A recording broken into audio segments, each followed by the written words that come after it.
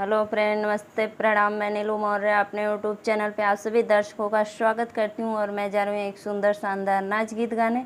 आप लोग को ज़रूर पसंद आएगा। मेरे वीडियो को लाइक सब्सक्राइब करना, तो ज़्यादा से ज़्यादा शेयर करना। राधे राधे, राम राम। नेनुआ के सब्जी बनाए, बलम घर झगड़ा मचाए। नेनुआ का सब्जी बनाए, बलम घर झगड़ा मचाए।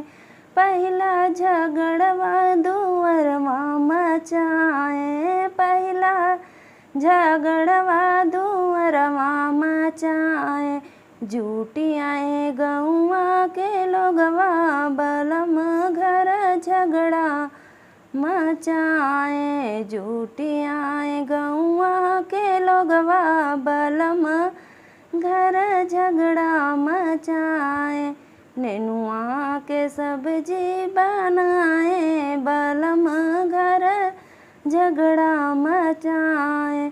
दूसरा झगड़वा आंगनवा मचाए, दूसरा झगड़वा आंगनवा मचाए। ले लाठी धमकावई, बलम घर झगड़ा मचावई। ले लाठी धमकावई, बलम घर झगड़ा मचावई।